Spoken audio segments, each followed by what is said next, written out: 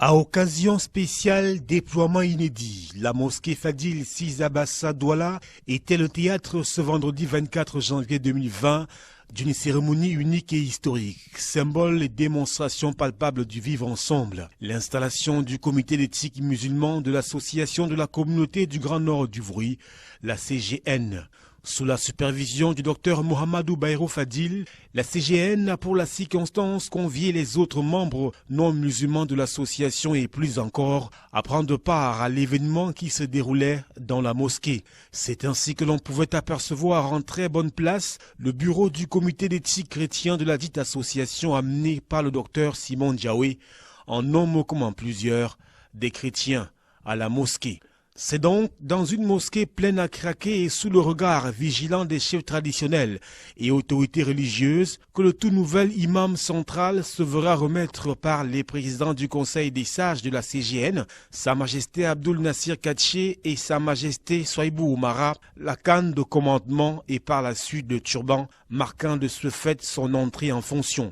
Et en parlant d'imam central, celui qui aura la lourde mission de diriger la communauté n'est autre que le docteur Abdul Karim, par ailleurs président du comité d'éthique musulman de la CGN. Désormais baptisée mosquée centrale numéro 3 de la ville de Douala, la mosquée Fadil prend ainsi une envergure plus grande et par conséquent les tâches seront plus nombreuses. Raison pour laquelle le docteur Abdul Karim sera secondé par 7 imams adjoints dont l'imam Bachirou, l'imam Iya Ousmane, l'imam Bayrou, l'imam Soaibou, l'imam Moussa, l'imam Daïrou et l'imam Hamza, sans oublier les 3 muezzins, à savoir le muezzin Abba, le muezzin Daouda et surtout le très connu muezzin Tidjani. Bon, les missions sont énormes, mais tout tourne autour de rapprocher les créatures de Dieu en vertu. C'est-à-dire faire ce rapprochement-là et qu'ils puissent nous entendre. Et une fois qu'ils nous entendent, le fait de résoudre nos problèmes ne sera pas difficile. Et notre mission est la mission terrestre. Nous vivons avec les autres. Donc il faut prêcher par exemple. Et ici, la CGN le fait déjà. Vous avez vu à côté de moi tout de suite là un prêtre qui est le président d'éthique chrétien et qu'on vit ensemble.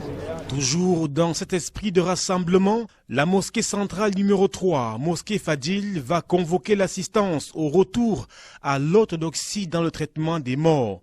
C'est ainsi qu'elle va proposer d'assister les défunts de la communauté en procurant à la famille un cercueil, un corbillard et en accompagnant le disparu jusqu'à la tombe.